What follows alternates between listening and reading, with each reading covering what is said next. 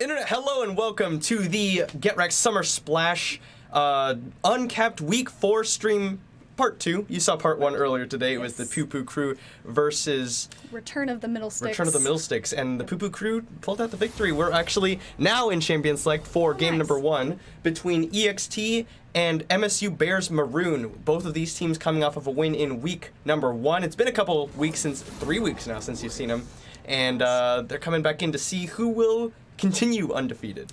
Definitely. A little bit about EXT. Hold on. By the way, Alex HNA22, Ariel, Ari Panda West. Hello. That's us, in case you didn't know. We are your casters this evening for the Uncapped Summer Splash.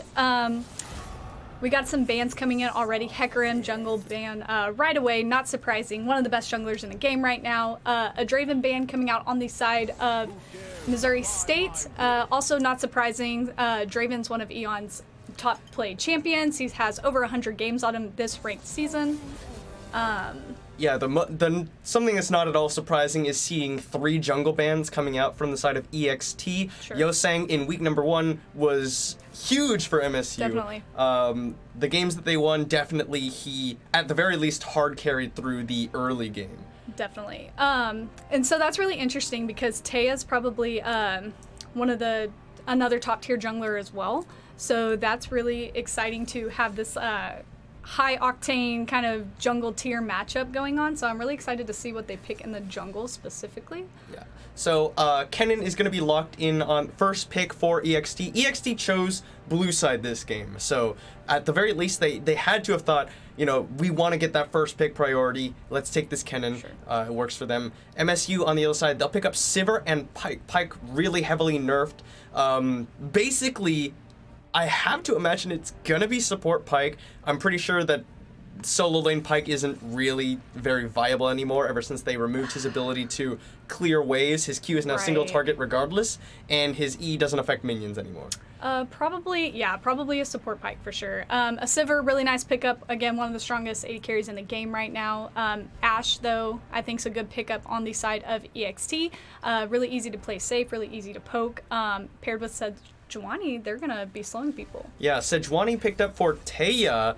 This is a blind pick jungler, so MSU, they could opt for something like the Olaf. Yosang did play the Olaf in his week 1 matchup, and that is considered a good counter to Sejuani. It farms really fast, and if she, goes for the Glacial Prison, you just cleanse it with your own ultimate, the Ragnarok. Sure. So I wouldn't be surprised to see the Yosang pick up the Olaf here. On the other hand, they might want to be hiding that jungle pick until later. It will be a Nico that could be going towards mid or top lane. Yeah, not 100% sure where that Nico's going. I would assume mid lane as well, just because that's probably her highest play percent rate is in the mid lane. Banning away the Nautilus, so I'm assuming that is a support ban away from Curb Stomp. Has to be a support ban away from Curb Stomp.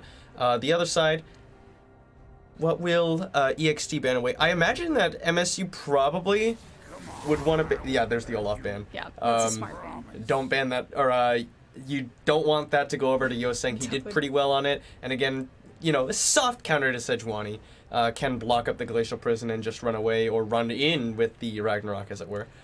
Yeah, for sure, and might as well ban it away. I mean, you don't want to even chance Yosang popping off again. The thing is, in any game, even if you're like, oh, we can play around it.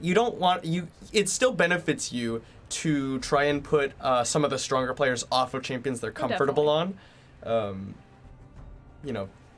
That's what I think anyway. Trundle's going to be the last ban. The other, traditional counter to Sejuani, just sap away all of her resistances with that subjugate, make the big front line a lot easier to get through, as well as creating one of your own.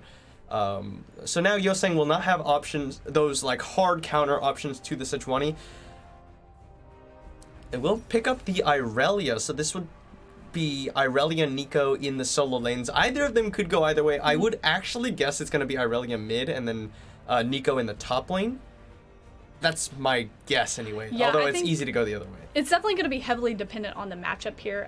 Kennen's more than likely going in the top lane, so is that a better matchup with the Aurelia, or is a Nico the stronger pick in that option? Honestly, I couldn't tell you. I'm not as familiar with the top lane matchup. Sure. Lux is going to be picked up, presumably for Curb Stomp. Although it could be going over to Oceans, but that Aurelion Sol hover would suggest the other way. It would be the support Lux. Top tier support still hasn't been nerfed. Is going to get nerfed, thankfully. But Oh no. it's absolutely ridiculous. My dreams of Plaid are falling away. I literally won 10 games yesterday in a row. Playing Lux. It's broken. It's totally broken. It needs to happen. Yeah, Lux is actually ridiculously, horribly overpowered in the support role. Definitely. With allowing you to take that aftershock.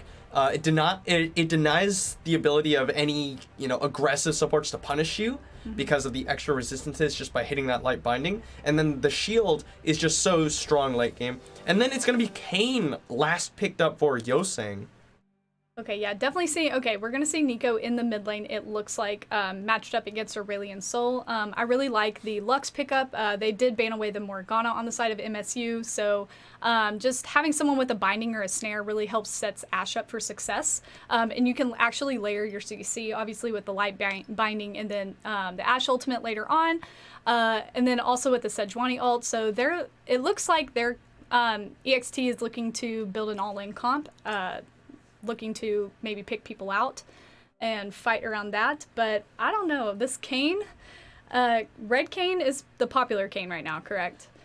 I don't think people go blue Kayn very often. I think red Kayn, I mean, obviously red Kayn goes for, is a lot higher utility. Yeah. And I imagine that Yosang will probably look to go for the red Kayn.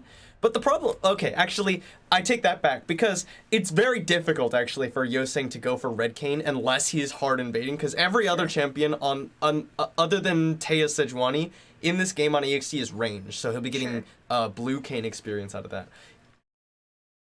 So, yeah, it'll be interesting. I imagine that would suggest that either Yosang is going to be playing very aggressively, looking for the fights, the little skirmishes in the jungle up against Taya's Sejuani, or he's going to go blue Kayn. Probably. I would assume maybe putting some of your resources in the top lane, just solely because Reptar's, maybe the weakest link on this EXT team, just solely by, being high platinum, low diamond compared to the high diamond grandmaster rest of the team comp. But again, EXT is a team that's been playing together since all of them started. Curbstomp's a pretty prominent member in our GRLCS community. So they've been playing together for a long time. So I assume that Sejuani and Reptar, the jungle, the top, the ADC and the support have all been playing together for a while. So they're going to have really good synergy. Maybe not so much with this MSU team. Being a college team, maybe they haven't played for, possibly more than 2 years together. So it'll be interesting to see their synergies and where the Kayn travels on the map. I would assume top lane, though. Yeah. For the most part, MSU in their week 1 matchup looked pretty on the same page. There were a couple hiccups, like Yosang, he's like, I think we can fight, and then everyone's like, no, we can't, and he's running in already. Sure. But those things are easy to iron out. For the most part, MSU, they looked on the same page, and they were able to pull out the victory in their week 1 matchup week 2 matchup up against Unlucky Retribution. Yeah, definitely. And a little bit of an upset victory there with Unlucky Retribution, again, being another team that has, played together for, countless years since League came out, basically. So it was really... I was surprised that Unlucky Retribution lost, so really good showing by the MSU Bears. Yeah, I mean, and it was a little bit surprising for everybody because, not surprising, but unexpected because Unlucky Retribution, they looked pretty good in their game number 1. Then they lost the next 2 games. Not only that, but Unlucky Retribution are coming off of a 2nd place finish in GRLCS Diamond. Correct. And they've only added higher ranked players to their roster and moved some people around. For sure. And MSU Bears Maroon, not to be, outdone, they're just sort of an unknown to us here on the casting desk. So, now we have sort of a standard to gauge MSU For by, sure. and it's very high. Same thing goes for EXT though, so we'll see how it goes. And we are into the loading screen. Maybe, hopefully. Right. As far as things go, nothing super out of the ordinary. Press the attack is the option for, is the keystone that Reptar opted into on this cannon. Additionally, the electrocute for Kiri's pike, which I have to say, I think that Aftershock is generally the pickup for pike in the support role, just because, you know, the extra resistances are really good. For sure, and Aftershock's just a really strong defensive keystone anyway that also acts as an offensive keystone as well. Yeah, it allows you to be more aggressive. Definitely. Be less conservative. So that's a little bit interesting. Maybe they're going for some burst damage. Maybe this pike assumes that. Yeah, I don't know. It surprises me to see the electrocute, but you know, it is slightly more damage, but I think that it just doesn't outweigh the benefits of Aftershock, and I'm afraid that if he, you know, messes up too much, then he's gonna just die. Like, even in this lane, he goes forward, gets hit by a light binding, and then just gets focused down. Yeah, definitely. That was, yeah, I was definitely gonna say that. You eat a Lux binding, and I don't necessarily see the pike surviving for very long unless he can get out of sight and start that passive healing. Yeah, the regen. But okay, so getting into the game fairly shortly. Press the attack on the cannon. He expects to be able to auto attack multiple times after the third one onto a real kitty. Not going for, you know, something like Klepto or something more burst oriented like the Electrocute or Arcane Comet or anything like that on the cannon. Oceans on the Aurelian Soul. This is going to be an interesting one to watch because Oceans, if he can make those early roams happen with the Aurelian Soul movement speed, it'll be very valuable for his team. And they've got ways to set him up. They've got a cannon stun, they've got light bindings, they've got slows. It's very easy for him, if he can get there in a good position, to influence these side lanes. Yeah, I definitely predict later on in the game, you know, Ashe just firing an arrow down the mid lane with Sejuani coming from the opposite side of the river, and then... Oh, a real kitty is in a kind of a bad spot here. He's taking a lot of damage from the stars, but Solzon is able to push Oceans back far enough that they can't too far aggress onto him. So no Summoner's Burn there, just a little bit of extra damage coming out of Oceans. Yeah, just a little too far forward. Bad pathing on that around the river into the mid lane. Probably should have just taken a safer route, but no big deal. We're level 1. Nothing too crazy is going to be happening anytime soon.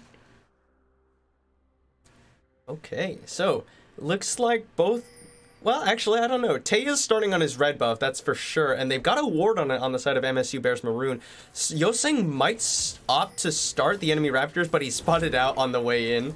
Yeah, there's a good ward there by the side of EXT. That is a pretty common early thing to do on Kayn nowadays, where you go start the enemy Raptors, maybe even go for a cheeky smite on the red buff as they're finishing it up. But he's spotted out, and that means he has to go up, and he starts on his wolves without a leash. And look at that, the first push, Oceans early pushes the wave, immediately starts roaming. Not gonna find anything, he's only level 1 Aurelian Soul as it were, but is trying to see if he can spot out Yoseng's clear path. Oh, definitely, and just removing himself from the map just adds a lot of pressure to both side lanes. Both side lanes. I mean, that's a huge threat that you really need to be aware of, so that's, you know, having some deep vision in the river is gonna be really beneficial for this bot lane. Good light binding from Curb Stomp as both bot lanes hit level 2. There's going to be a root coming in onto Oceans from Solzon, and he'll trade a little bit of damage back. Yoseng taking away his red buff. He went Wolves to Raptors to his red buff, having to adapt to being spotted out.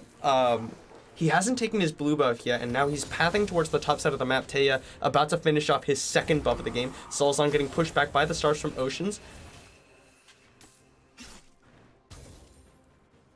Now things calming down a little bit. A real kitty trying to get some CS. Doing fairly well in this range versus melee matchup. Hasn't been harassed down too much. Has only chunked through one of those corrupting potions. There's a stun coming out from onto Solzon rather. Ocean's dodging away from the root, and he's going to trade some damage, but he does take a couple hits from that Q. Eons and Curb Stomp now getting pushed back. Teia getting some good damage on the Solzon. Aftershock not gonna find the damage down, but Solzon now really chunked, but he's held onto both of his summoner spells. A good stun on the Reptar as a real kitty coming forward, looking for a little bit. There's the Conqueror proc. He's doing a lot of damage. Reptar is getting in a dangerous spot. A good stun comes down. He goes in for it. Fight Reptar flashing away, and a real kitty holding his own. Yeah, that was really close there. Good flash by Reptar to Oh, here we avoid go. the death. Taya trying to punish him. He's going to flash back towards his own tower, throws out the stun potential. Now, Kiri looking for a stun onto Eon's, looking for it. He doesn't land the Bone Skewer, and now a lot of damage put back onto him. The Spell Shield is going to be ignored, but the Light Binding does not find its target. Yeah, a little bit of an awkward angle there for Curb Stomp to land a binding. Really good roam by Taya up to the top lane to force the flash out of Real Kitty. Just pathing, he was doing his scuttle, left the scuttle just to help the top laner. So really good map awareness. But Yosang now, he's gotten his... Has he recalled? He has recalled. Oh, nice on the Spell Shield. He actually could have gotten the damage up. But now he's gone for the counter invade, seeing Taya in the top side, takes away the Krugs from the enemy jungle. He's drops a ward down to see where Taya will go, and he heads back away. There's no gank to be found here onto Eons and Curb Stomp so close under the tower. The Bone Skewer does connect onto Curb Stomp, but Light Binding goes wide. Muraka trying to look for some damage. Kiri missing this Phantom Undertow as Yoseng coming in just for a little bit of damage, trying to get some of that experience coming out for his Blue Cane transformation. The Ignite goes down into Muraka! He's spot the Summoner heal. The Ignite is ticking away, but he's not going to die from this one. A lot of damage going down into a Real Kitty as Taya going in for a gank on the top side, but it's not going to be enough to take him down.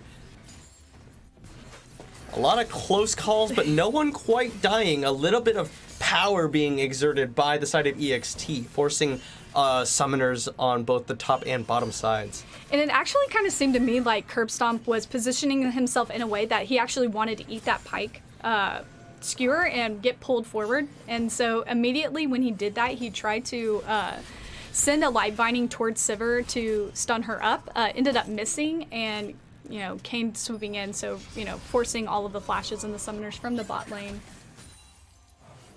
All right, so Ocean's now just doing the Aurelion Soul thing, trying to shove the wave out, but Soul's doing a good job pushing back against him. A lot of wave clear coming out of this Nico. Now Yoseng clearing away. He's quite a bit ahead in terms of EXP compared to Taya, 38 CS. Oh, here comes Aurelion Soul looking for Soulzon. Here's Taya in the area looking for it. Doesn't land the stun. Soulzon now going to be able to walk out of there. He does miss the root as well. Ocean's just pushing him back with the star damage with the pressure of Taya being in the area.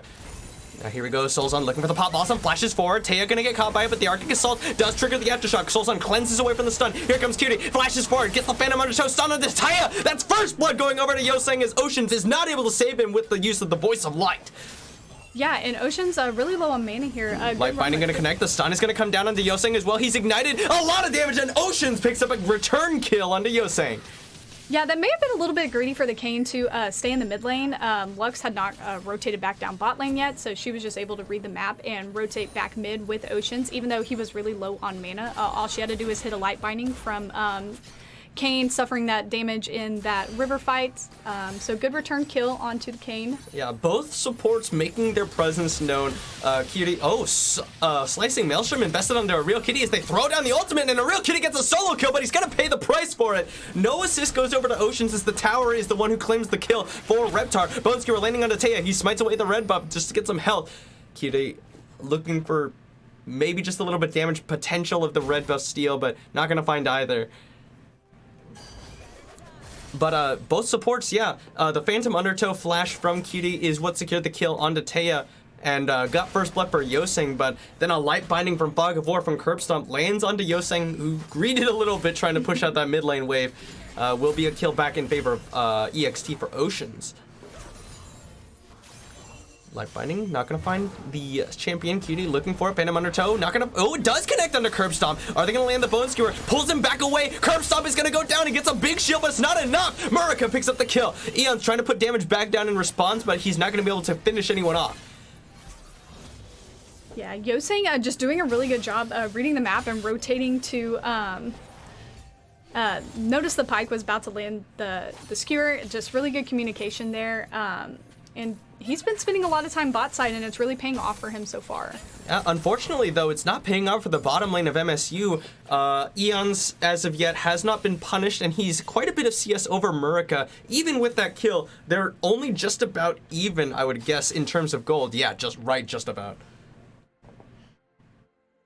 Cloud Drake is on the table. Curb Stomp getting some vision down in the EXT red side jungle.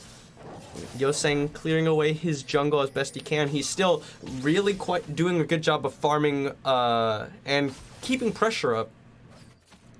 But with all this attention spent in the bottom lane, it almost certainly is going to be a blue Kayn game for Yoseng. Yeah, and we kind of talked about that a little bit in the draft. There's really no way for him to get red Kayn efficiently. Yeah. So blue Kayn is the way to go. Unless you just, do the waiting game after you get the transform. But I don't see that as being very viable for this game. A Real Kitty looking for something is not going to land the stun onto Reptar, who lands a stun of his own. Curb Stomp and Eon's now trying to push out Kitty. He's hanging around underneath the waters. But a huge minion wave for Eons and Curb Stomp will dissuade him from going for an engage. Yeah, and we have Taya just kind of hanging out in the topside river bush, seeing if Real Kitty will extend so they could potentially have a gank up top lane. Ocean's handed off his own blue buff, is going to now assert some dominance in the lane and get the wave pushing. He really needs to find a roam. He's been trying a couple times now, but he's been spotted out, or it's been called, or he hasn't been able to push the wave out efficiently up against Solzon, but he's now looking at this bottom lane, but MSU Bears Maroon, they're pretty safely close. Oh, and Janet Crusader going to connect on America. Final Spark goes out. The light binding was not chained quite in time. Now Solzon going to get caught by a stun. Ocean's looking for some damage onto him, but Yoseng is in the area and he's going to be forced back. Yeah, maybe just a little bit of miscommunication on the bot side of EXT there. I would have definitely assumed Lux would have layered the CC a little bit better there.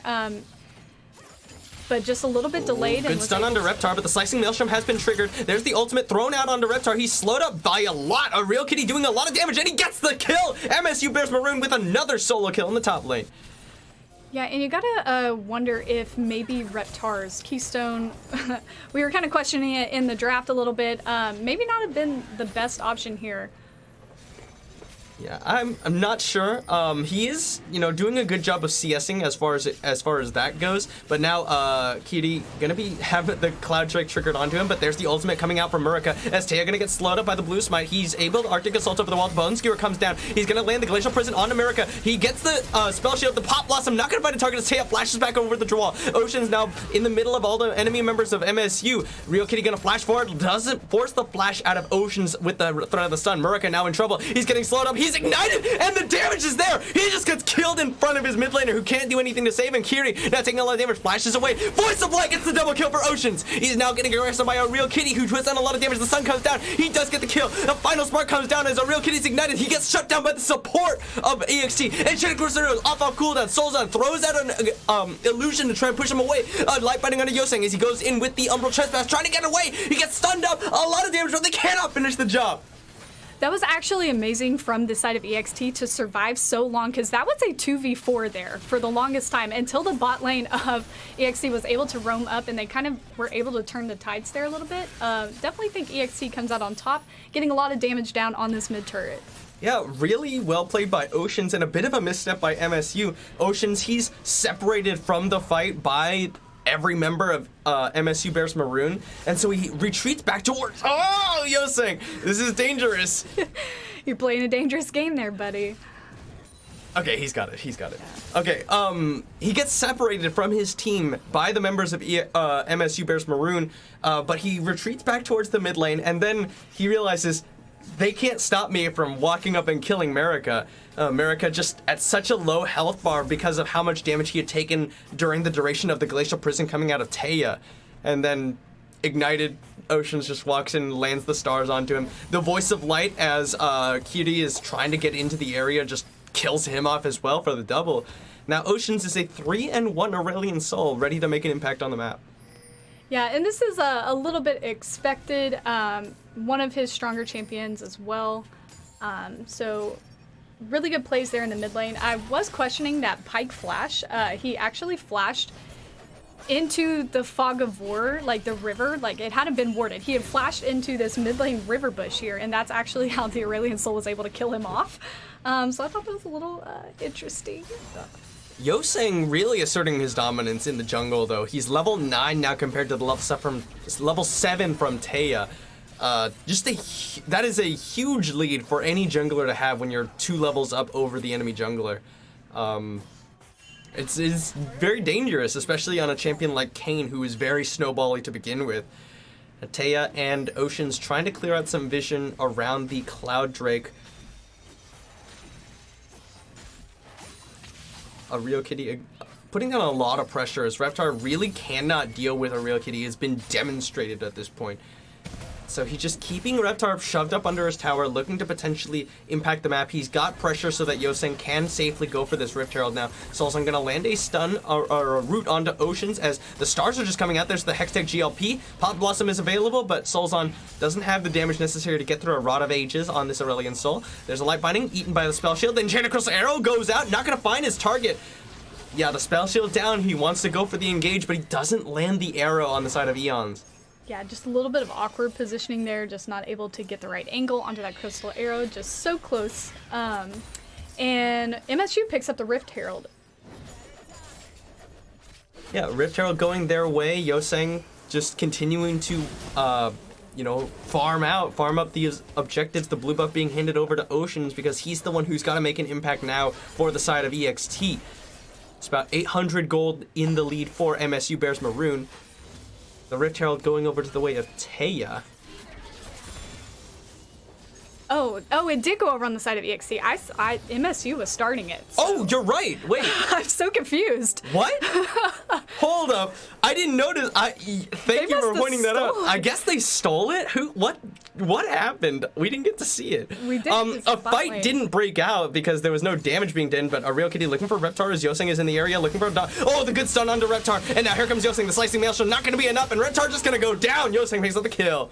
Yeah, Yoseng is just exerting massive amounts of pressure in these solo lanes. But the Rift Herald, though, that's a huge swing when you steal away something like the Rift Herald or a dragon, because that means not only do you get it, but the other team doesn't get it. So, wow, props to Taya. I didn't see what happened, but it must have been a good smite or something.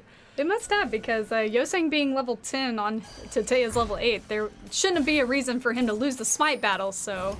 Yeah, ooh, Solzon gonna get caught by the stun here. Curb Stomp gonna chain in the Light Binding, a good cleanse, but it doesn't actually get him out of anything. The Voice of Light finishes him off. Eons now getting Enchanted Crystal Arrow onto Cutie. He's gonna run away, but he's already used the Phantom Undertow. He's trying to run for his life. Ocean's looking for a stun. Not gonna find another Murka, but there's enough damage, and Oceans with another star will take down the enemy support. Yeah, Curb Stomp chaining the Light Binding after the stun onto Solzon from Aurelion Sol, but unfortunately the cleanse comes through, but it doesn't actually save him from anything. He still eats the full damage from the final spark, he still eats the damage from the Light Binding, and he just kind of falls over. Definitely. Dropped the Rift Herald in the mid lane to get some damage onto that mid lane tower. Safe rotation down to pick up this Cloud Drake. Yeah. First tower bonus did go over to the side of EXT in that mid lane. After killing Solzon, there's no one there to defend it, and it will go the way of EXT. Now a 5-1 Aurelion Sol is what MSU have to contend with. Solzon having a little bit of difficulty. He is now himself 2 levels down to Oceans, just hit that level 11 for himself. Yeah, so it's definitely going to be a story of who can play around. Oh, Kiri, you're playing dangerous game there. Yeah, very aggressive to be going into the enemy jungle with, close to zero vision when your mid lane tower was the one that went down. But in spite of all this, Cloud Drake does go over to the side of MSU. Enough members of EXT taking their recalls to not be able to contest that one. Yeah, interesting. Able to be a human ward and get out alive. But it seems how this game is going so far, it's going to be which team can play around their Fed player the best. So for the side of MSU, Yoseng's probably going to lead the charge, and then EXT definitely in the hands of Oceans. Yeah, the other problem, though, for EXT is that Reptar is laughably weak right now. Yeah. So the press the attack makes sense now upon seeing his build. He's going for the AD cannon as opposed to the burst damage cannon, so looking to be more split push oriented.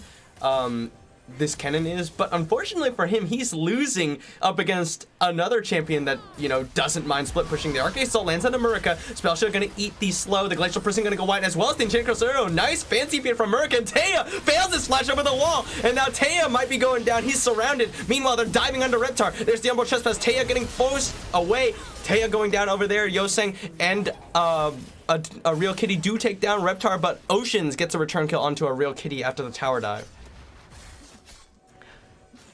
Yeah, not great for Taya. Taya was actually rather weak in terms of performance compared to the rest of EXT in their victory in week number 1. So, or week number 2 rather.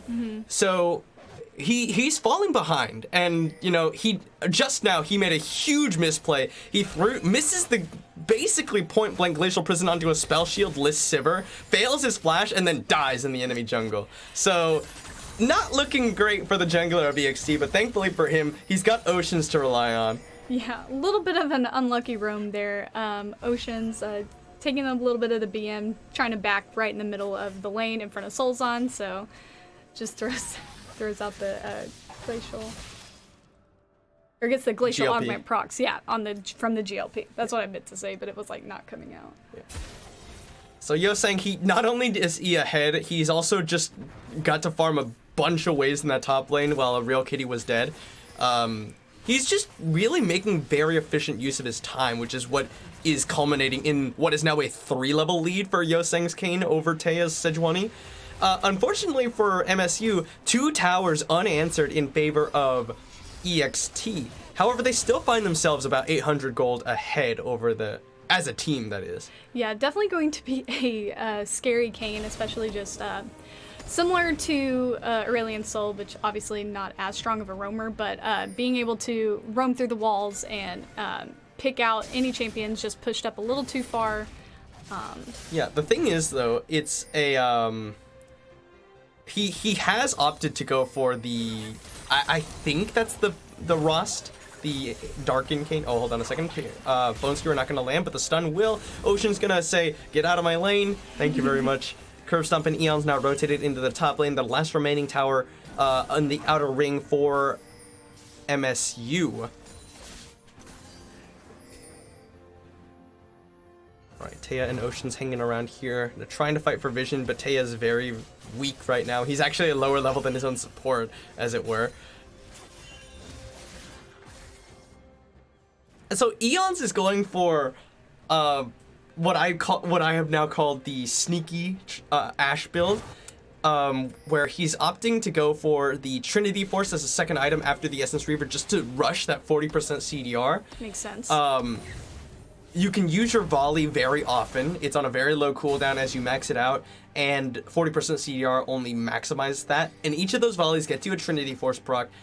You also have 40% CDR on the Enchanted Crystal Arrow. There's the Glacial Prison gonna connect onto Kiri there. Oh, nice dodge. The Enchanted Crystal Arrow gonna connect onto Kiri. Flash forward for the volley. The Light Binding gonna connect, and it will be Kiri flashing away himself. He's gonna get the Blue Smite slow. Taya can't finish him, and Yoseng now in the back. He's looking for some damage. He's gonna get caught by Light Binding himself. He goes to the Umbral Trespass, gets in onto Taya, doing a lot of damage. He gets the killing spree. 2-man knockout comes out. A 2-man Phantom Undertow, and that's gonna be 2 more kills. A triple kill for Yoseng. Now, looking for the knockout, forces the flash out of Oceans. And Taya just cannot catch a break. He is the death of 4 members of his team, and MSU, they're on the Baron. Yeah, that was definitely a huge misplay there. I think you cut your losses when... Oh, the Voice of Light snipes down Kiri! MSU, they're trying to finish this Baron. The ultimate is down for the Aurelion Sol, but he can still do a lot of damage if you give him the chance. Yeah, MSU, they gotta play this one very carefully because they're very low, and this Aurelion Sol's very fed. Spell Shield goes out. It's down now. Looking for the stun. Murica has nowhere to go. He's gonna get the stun on the Soulzon, and not the intended target, but he gets him anyway. Oceans finally gets shut down by MSU. They cannot finish the Baron. Yeah, luckily he was able to take out Soulzon with him, but the better part of this trade is that he got MSU off of the Baron, letting EXT have some time to get back on the map, reestablish vision. Yeah, Oceans is definitely 1v9ing this game right now. Yeah. So, for all those things I said about the sneaky Ashe build, personally not a fan. I I don't know. Well, I mean, maybe. You know, I definitely see its merits, for sure. I mean, because your volley's up. I personally don't like it. I don't think it's, worth, some of the downsides for it. But you've got enough damage with Oceans and how strong he is. Maybe it's just like, oh, hold up, Phantom Undertow gonna connect onto one target. Reptar, the light binding doesn't connect onto anybody. Reptar now being focused down. The slicing maelstrom's not up. Oh, Real Kitty on a killing spree. Yosang now in the pit. Taya gets the Mountain Drake, but it's a small consolation prize for the 2 kills that went over the way of MSU. Oh, maybe it's going to be more of the Pop Blossom, not going to be thrown out yet. The Enchanted Crystal Arrow connects onto Yosang. They're going to try and focus him down. He does finally get taken down, but the shutdown goes over to Curb Stomp, not the target you wanted it on. Oceans now just doing so much damage. The Light Binding connects onto a Real Kitty. A lot of damage coming out. The stun is going to be eaten by the Spell Shield from America and flashed away from by a Real Kitty. Oh, wow. This Cerulean Soul doing so much damage. He's definitely helping keep his team in this game right now. Taya, I don't necessarily think he could have really escaped the dragon. I don't think he would have got out alive necessarily, so you might as well sacrifice your life there and get the smite onto that Mountain Drake. Yeah, so I'm surprised that he was able to. Yosang, again, 3 levels up over Taya right Definitely. now. But, good job. Secures the Mountain Drake. It is very, relevant with an Aurelian Soul and the ability to take away that Baron very quickly. But yeah, 2 more kills going the way of MSU. EXT, they thought that after having won that fight around Baron, oh, here we go. There's a flank coming in. There's an Enchanted Crystal Arrow into the Glacial Prison. The cleanse comes out too early as he does get focused down. Curb Stomp again picking up the kill. Not the target you wanted on the side of EXT. Yeah, not necessarily, but it was still a nice layering of the CC. Maybe just have Curb Stomp next time pull off of throwing out some of those auto attacks.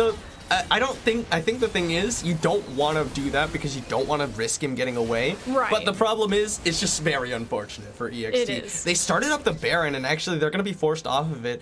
Solzon's death alone is not enough, as the Light Binding going to connect to Kitty. The final spark going to be dodged away from. Phantom Undertow comes out from Kitty over the wall. Is he going to be able to make it out? Curb Stomp may be overestimating the length of that Light Binding duration. Yeah, I definitely think he just waited a little bit too long to pop his ultimate. It's on a relatively low cooldown anyway, so my philosophy is just to always pop it when you land a binding, especially when you have 4 members of your team there. Reptar slowed up by the Hextech GLP. He's stunned in place. He's going to get forced the Slicing Maelstrom out. He flashes over the wall. Yosang actually not going to pursue him. The Shadow Step was already down. Real Kitty going to try and get onto him. He gets the Blast Cone over the wall, as that's a lot of members in the bottom lane. The Baron is started up by the members of EXT. The throw out the damage coming out from America over the wall as he best he can. They're doing it not super quickly. America in the area, and here is Kitty as well. They're gonna get forced back. There's a stun coming out. The Enchanted Crystal Arrow on America. The final spark eaten by the spell shield, but the Voice of Light finishes the job. A smite comes down, and Solzon will be the next one to die. Kitty now slowed up. The Bone Skewered landing is not what he wanted. There's the ultimate coming out. Curb Stomp lands a Light Binding. He gets the Aftershock resistances. A Real Kitty cannot find a target to finish off. Yosang now is in there. Umbral Trespass on the Taya. He gets the Aftershock himself. Arctic goes out. He gets a knockup, and Yosang gets 1. He gets 2 before he goes down. Yeah, was able to get the EXT jungler out there, but doesn't look like they're going to care. They're going to start up this Baron anyway. Yeah, they've got the most important members in terms of DPS on the Baron, and they've got a Mountain Drake. They'll probably be able to take this one. Yeah, they got it. They got it. For sure. Scored technically an unofficial ace on this. Oh no, it was an ace. It was an ace, wasn't it? Yeah, they killed him. America just now popping back up. Okay. And there goes the Baron. Definitely a gold swing favor inside of EXT now. A little bit of head. Hopefully they're able to use that to their advantage now and start pushing some waves. And that's what we were talking about with MSU, where they seem sometimes to not be on the same page, or at the very least not make the correct calls.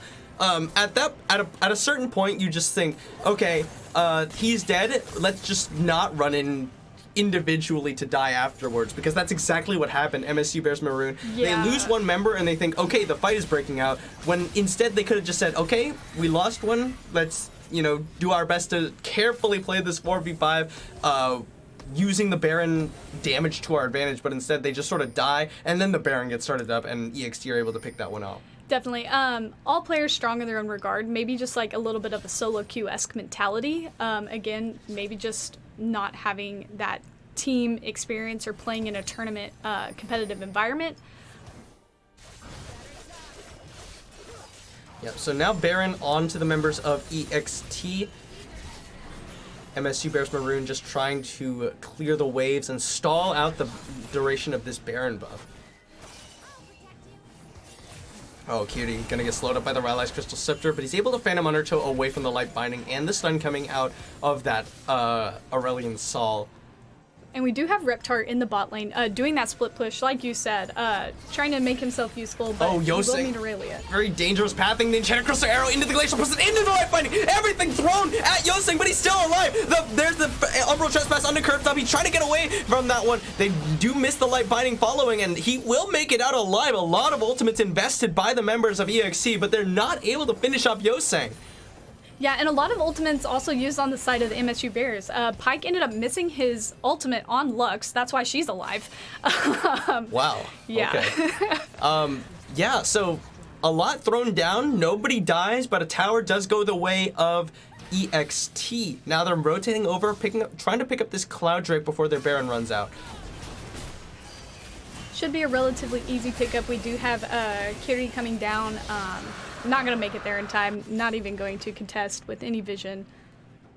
Yeah, and that's the power of that Ross, the Red Cane transformation. You're so tanky. He's built a Spirit Visage up against this mostly magic damage lineup. The Ashe, again, you know, it's got a decent bit of burst damage with the Trinity Force proc, but it's not as high compared to, you know, being able to crit.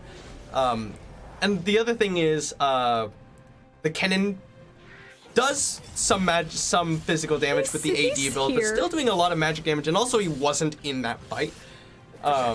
He was, you know, doing the thing in the bottom lane.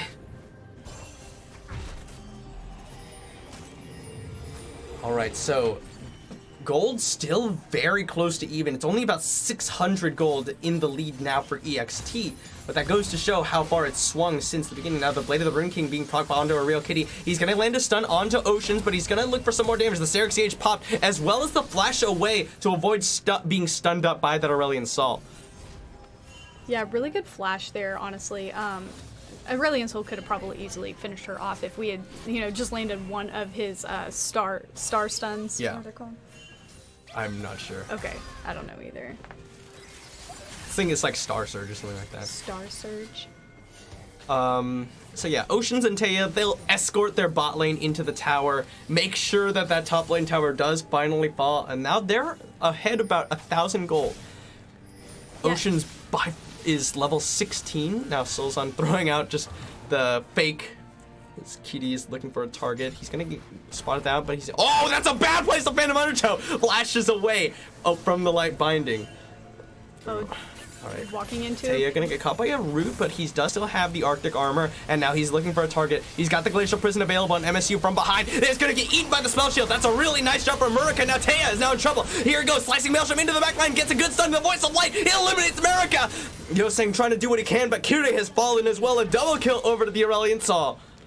Yeah, and we still have Aurelia down there in the bot lane. She pushing that minion wave pretty hard, so that's all of that's going to crash into tower.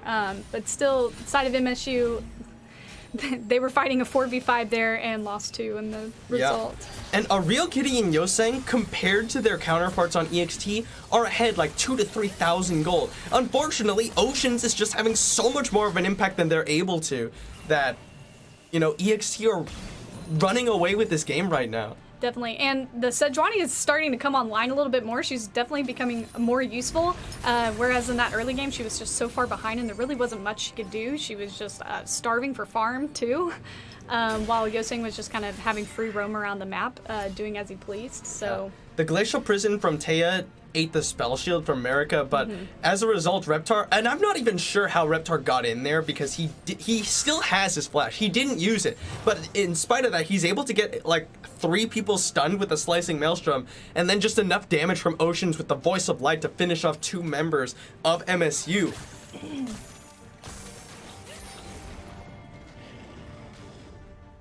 And this is just a very impressive performance from the mid laner of EXT.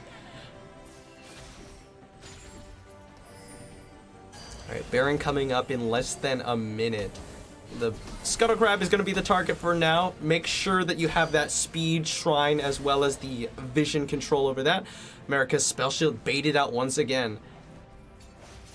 Yeah, EXT is definitely going to be able to get vision control here on this Baron. Don't think you want to start that up just yet. Yeah, possibly not. With a real kitty in the bottom lane with his teleport available, Curb Stomp trying to clear out some vision. Make sure that they have full control over this area around the Baron before they start it up. No, the base has not been cracked on the side of MSU, so EXT, they're trying to see if they can potentially out-rotate and get some control and get some pressure before they start this Baron, but it looks like that will not be happening yet. I'm going to try and clear out some of these control wards here. Yoseng in the area, ready to go for a potential steal. Reptar is shoved up against his tower by a real kitty right now, so they do not have side lane pressure. Right, and Yoseng does have the GA now, so definitely going to be able to get in there, and even if he does die, he has the opportunity to still smite away the Baron. So very peculiar situation that both teams are in right now. So just fighting back and forth for vision control of this Baron. Yeah, this is the Baron dance. Nobody really wants to start it up. Solzon's ghost going to be eaten. All right, so EXT, they're having their top laners, MSU's having their top laners steal away that one. Oh, good knockup coming out into a two-man root as the Glacial Prison goes wide. He's really been having some difficulty landing some actual stuns with that ultimate. Yeah. All right, the Mountain Drake started up by a real kitty, but he hasn't taken it yet. He does get it now, but now he's getting collapsed on by a lot of members of MSU Bears Maroon. A real kitty throws down the ultimate, jumps in onto Oceans. He's going to be taken down. The Stair's Gauge has been popped, but Oceans taking a lot of damage. The Voice of Light has been used. Redemption going to be coming down. Yoseng takes down Eons as well. Yoseng going to get caught. There's the Death Run below, taking down Oceans. He's going to pop up from the GA. Reptar knocked up. He's going to lose his own GA potentially here. Umbro Trespass has been used. Reptar gets a big shield from the Lux, and he's trying to juke around. He's going to be able to make it out from there. Yoseng out of mana, caught by the light binding. Soul's on very low HP. He needs to be very careful. The Death Run below, not gonna find a target. Reptar gonna get pulled back, and they take down Yoseng. Phantom Undertow comes out. Light binding finishes the job, and that's gonna be 3-4-2 in favor of EXT. Oh my gosh, that was actually incredibly impressive. Like, not only did they survive that 3v2, but they took 2 out in the process. How did that happen? Just not enough damage coming out from the members of MSU to finish anyone up through the Lux shields. Wow. Right, and to be fair, like, Yoseng wasn't really able to get into range with anybody to land any real damage with, Lux throwing out the light binding and, just being able to distance herself and Kennen away. Just really wow, nicely and they're played. starting it up. One Mountain Drake for the side of EXT, and they don't have their primary damage dealers here on it, but they do have one. They have a Bork on this Kennen, so it will take it down fairly quickly, and they're doing it not super slowly. Yoseng is still dead. A real kitty looking for a way in. Merica is here as well. They're trying to put down some damage. And it's gone. EXT just get the Baron. No contest from MSU.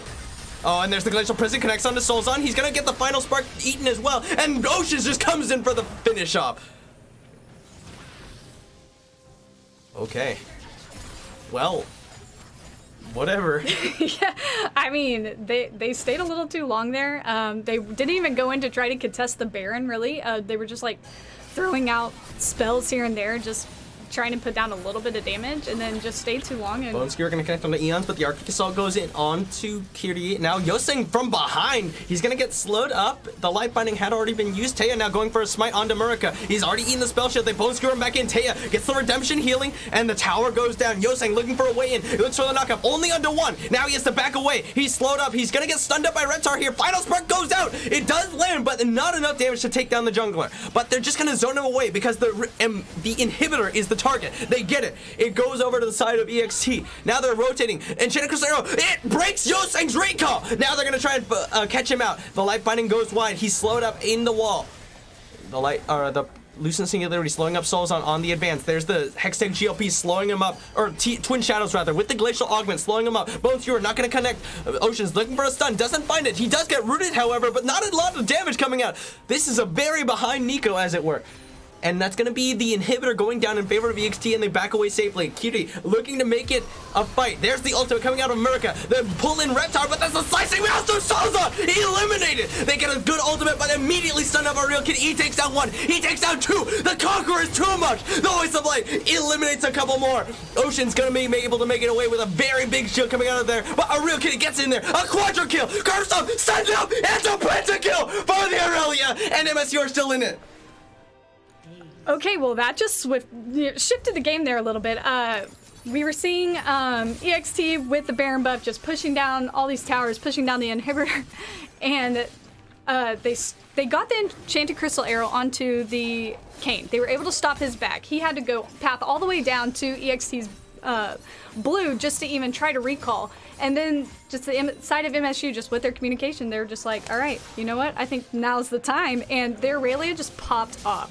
Yeah, so the biggest thing there was the Enchanted Crystal Arrow. They used it to try and catch out Yoseng. It landed and it broke his recall, but they weren't able to catch him with this during the duration of the CC because of how far away he was. And then with a bunch of cooldowns down, a real Kitty just goes deep. And, you know, I want to say the Enchanted Crystal Arrow actually came back up during that fight, and he used it. But unfortunately, the Conqueror healing coming out of the Aurelia, the fact that this Aurelia and the Kayn, just these Bash brothers just running in with the Conqueror, just wreaking havoc. It doesn't matter if your damage dealers die when you have the two of them. Now, the final spark has been used, trying to steal away the dragon. I think? I'm not sure. Oh, no, trying to steal away the Scuttle Crab because the dragon hasn't spawned yet. It's spawning soon, and that crab shrine is very valuable for the ensuing fight. And now EXT, they have to be very concerned because the Aurelion Soul, for how much damage he's been doing, he's hit 6 items and Aurelion Soul's damage falls off. So they gotta he's still very ahead. Don't get me wrong, Soulzon is kind of not doing damage right now. Right. But, you know, they gotta be concerned. Now, here we go. There's a light binding. It does connect, and then Enchanted Crystal Arrow, the final spark, it eliminates Soulzon, and the Elder Dragon goes the way of EXT.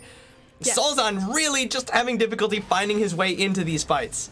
Yeah, again, just really good layering of the CC on the side of EXT, and now with the Elder Drake on their side, that they're going to be doing massive amounts of damage. Oh, and Yoseng caught out of position. He was going for a greedy Raptor clear, and now Yoseng is going to get taken down. Umbral Trespass just to stall, but he will go down. He fails his flash over the wall. He's going to Shadow Step, but the Elder Dragon Burn does take him down into the GA. The Flash Glacial Prison misses. Taya now not going to get stunned up. He does get knocked up. He does pop the Stone Blade. Here's the Slicing Maelstrom, but he's not going to stun anybody. EXT, no. They have the inside track, and they're going to try and chase down Marika. He's going to be able to use the On the Hunt to run away, but now the inhibitor open in the top lane. Yeah, so definitely going to be take down this top inhibitor rather easily. Yoseng has backed. He's back in the base, so yeah, just taking a safe exit is definitely the best bet here. You have minions pushing into the base. Get a safe reset and get your bot lane under control. Yeah. All right. So in spite of the Penta, the Elder Dragon going the way of EXT is going to mean that a lot of, you know, they cannot team fight right now. Not with an Aurelion, not with a 6-item Aurelion Soul with Elder Dragon. 16 kills. Oh, that's a lot. Yeah, a lot of back and forth going on this game. And it all seems to be off of the misplay of the other players, of course. So getting picked out, Taya, you know, falling behind early in the early game, but you know now he's on that Sejuani. He's got some items, back to being useful. Yeah, he's being the tank that they need him to be. It's, I don't know. It's sometimes it's just you can't do enough damage to kill an Aurelia or a Kayn. As it were, though, they do have a lot of pressure from these two inhibitors in the top side being taken down. Red Tar gonna be found here, Yoseng and a real Kitty in the area, but the light bindings just coming down mean that they cannot be advanced upon. The red buff went to Murica. EXT definitely want to fight here with their yeah, they still got the Elder Dragon. A red inhibitor has respawned in the mid lane. Now the Baron is on the table once again. The Elder Dragon is just about to expire, I think.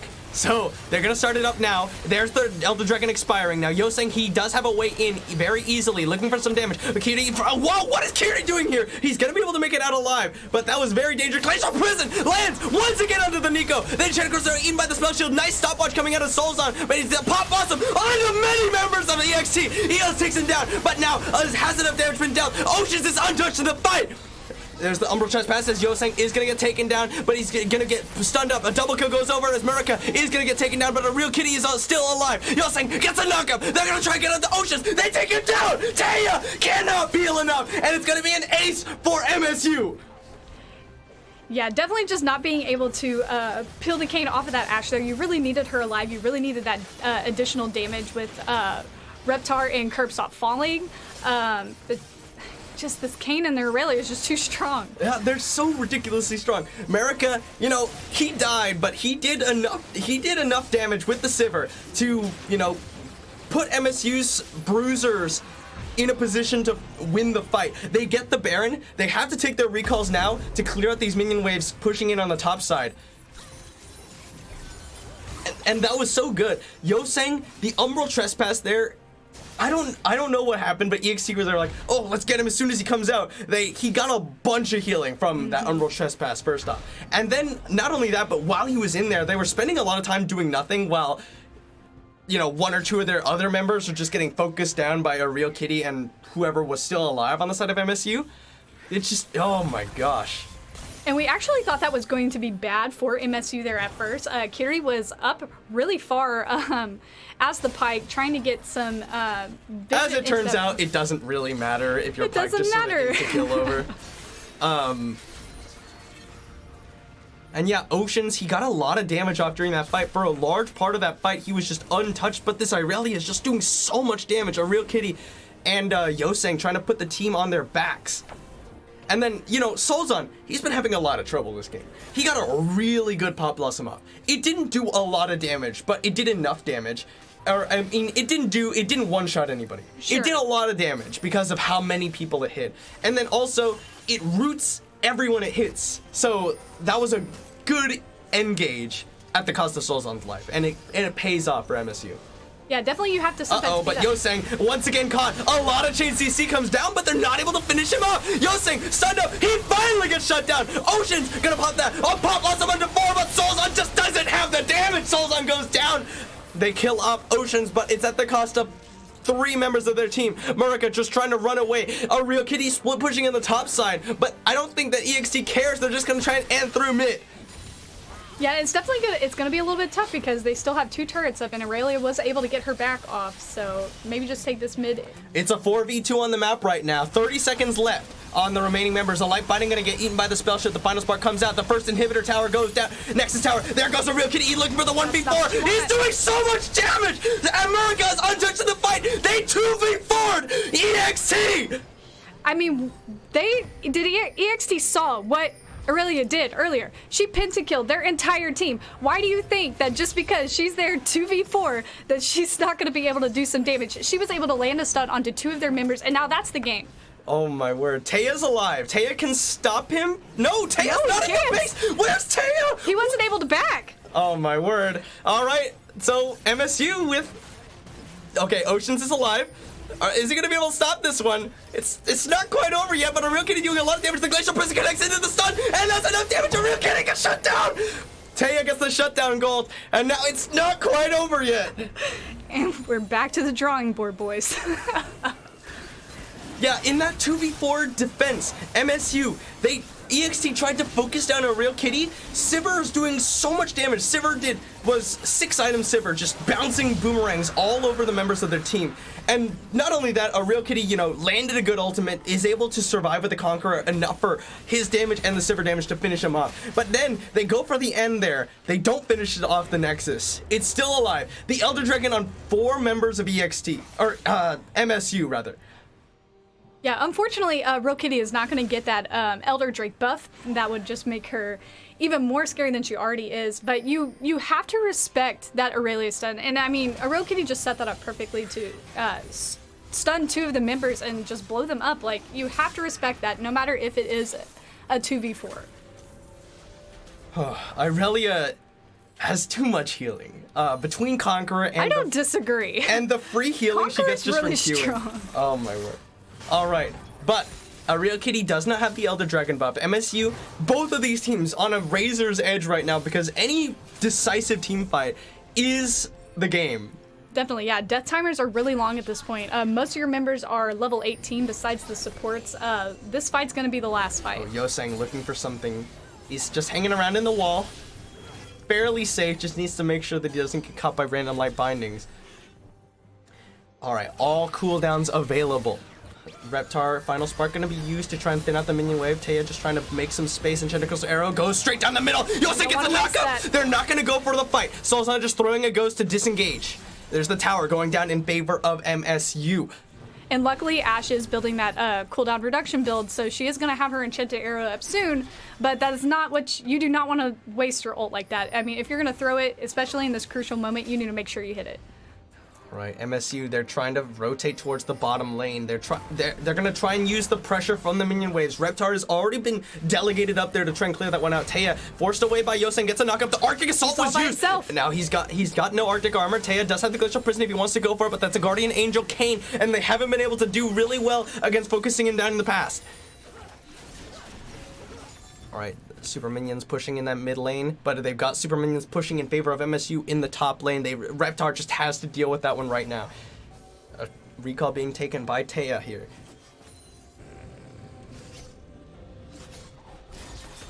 There we go, a Real Kitty, or sorry, that's the Nico Ghost. All right, Final Spark gonna be used to thin out the minion wave once again. Yosang now just has the Q over the wall. The Glacial Prison connects. It's onto one. Enchanted Crystal Arrow being pinged. The Voice of Light comes out. They get the Gia out of somebody, I don't know, the Pop Blossom going down, the Zanya's coming out, Taya has the soul play, he's so tanky, but they cannot finish anyone off. There's the GA coming out of Yosang, but he's just gonna get focused down immediately afterwards. A triple kill, the Aurelion Soul does enough, and they will get the 4-for-1 victory in the team fight.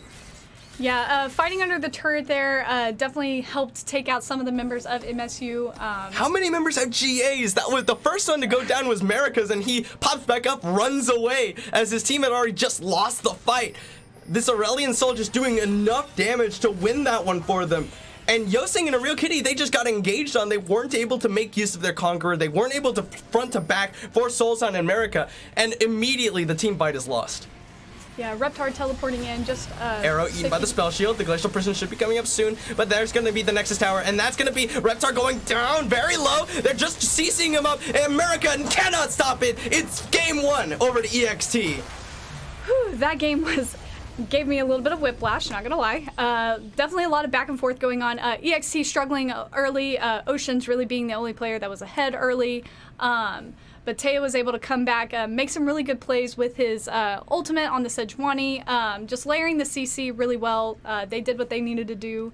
Again, but that was a really scary Aurelia on the side of MSU. Yeah, we're going to see quite an explosive game number 2 at the very least, but we're going to take a short break. EXT 1 game up. Will they be able to go undefeated in the first 2 matchups, or will MSU even it up? We'll see in just a little bit. Thank you all for watching.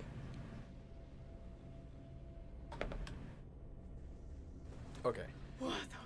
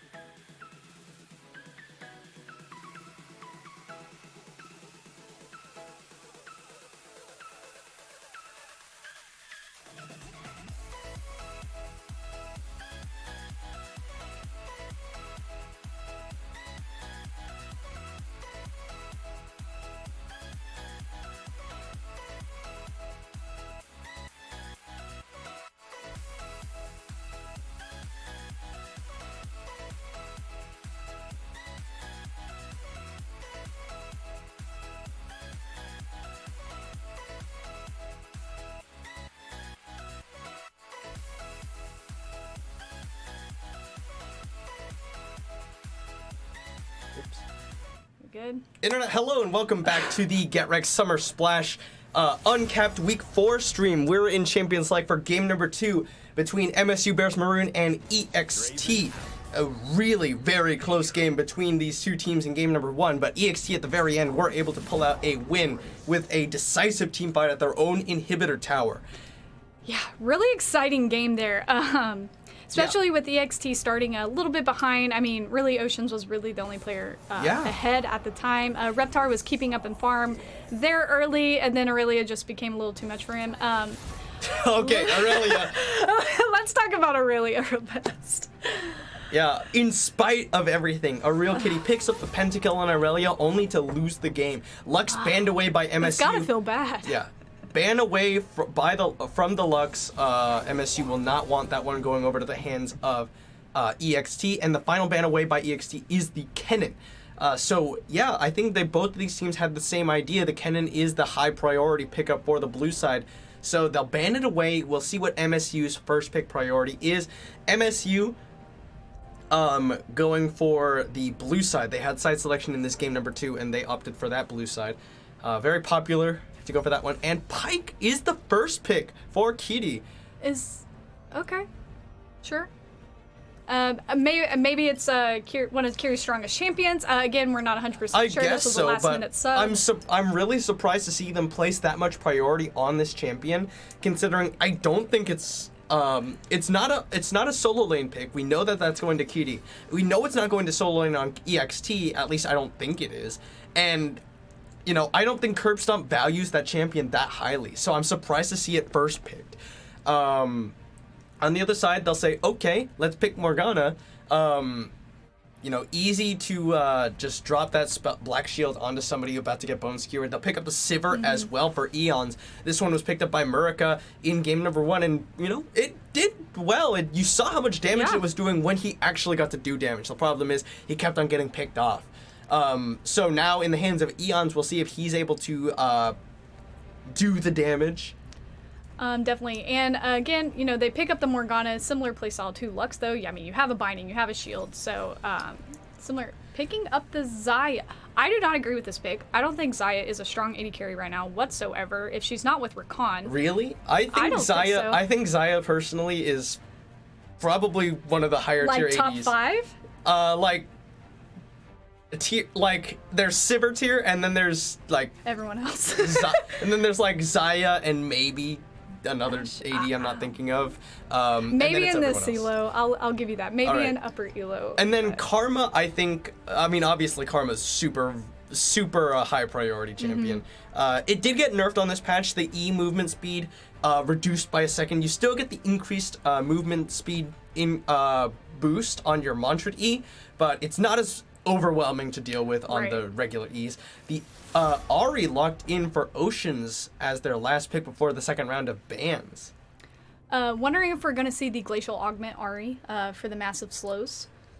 It's a possibility. Now, the second round of bans coming out, what do we expect to see? I don't think the Kayn is going to be something that they'll ban. It was super good for Yoseng, but I think that there are more dangerous things to let him have. Definitely. It does look like they are prioritizing jungle bans. They did ban away the J4, so I'm going to expect another jungle ban on the side of EXT.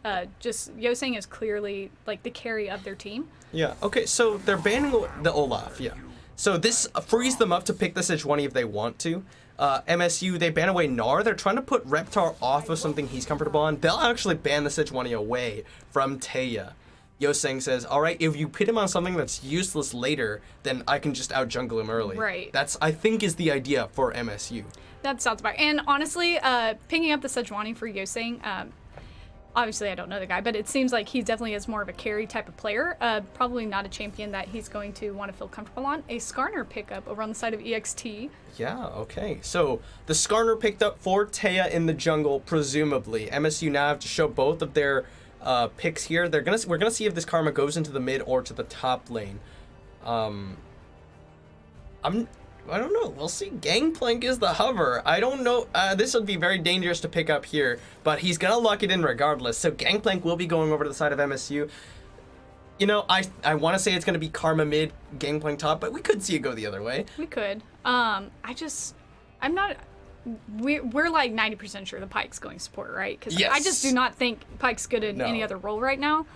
What we'll see for the jungle for Yoseng, that's the big question. Right. Hecarim is banned.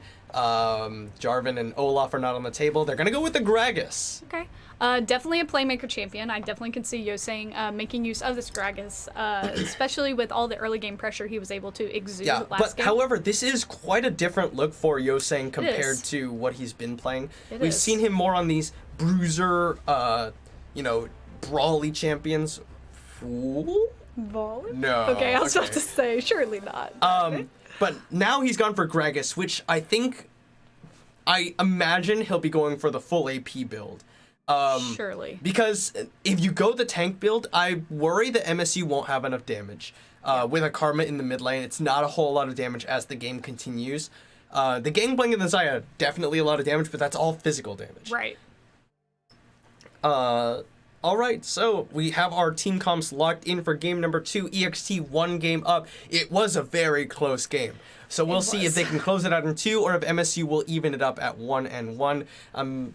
So the Vladimir is the final lock-in for EXT. Yeah, I'm definitely interested to see how Reptar performs on this Vladimir. He did end up doing well on Kennen. Yeah, he struggled early game, but he was able to land the ultimates when it mattered. Being able to stun up multiple members of the team of MSU. So Vladimir, a little bit of a different look. Not a whole lot of that CC that we had with Kennen, so... Yeah, a whole lot less CC on the side of EXT compared to their game number 1. Game number 1, they had Ashe, they had Lux, they had the Kennen, they had Sejuani. Yeah, they were powerhouses of CC. They were wanting to layer that CC so perfectly that MSU wasn't able to move. Didn't necessarily happen the way you wanted to every time, and that's just the way of the game. So interested to see how they fare with less CC, but they do have a really safe AD carry in Sivir. You have your spell shield, you have your ultimate to get away. Morgana, again, similar in playstyle to Lux. She's going to be able to black shield if Sivir spell shield some reason fails. So I don't foresee Pyke getting any skewers in the laning phase. I don't really see Gragas getting any knockups either on the bot side. So again, Yoseng maybe spending some time in the mid lane, trying to give his mid laner some resources, as Solzon was definitely a little bit behind compared to Oceans. So yeah, Solzon, at no point did Solzon do meaningful damage, or at least the damage you need from your mid laner. He was a very supportive mid laner, definitely. He was basically an ult bot. All that Solzon was good for in game number 1 is getting in and getting good ultimates off, which he did, but unfortunately that means that there's a relative lack of damage coming out from your mid laner on the side of MSU. Right, but I think the idea was, this Aurelia is going to be the one doing damage. Like, you're wanting to go in there as Nico, and you're wanting to stun up the members of EXT, so your Aurelia can just dash in, zippity zap, and this game though, you do have the safety of this Karma supportive mid laner. You have a little bit more freedom to just sort of sit back and let your team do the damage that is necessary to kill off the members of EXT. EXT as well, not really.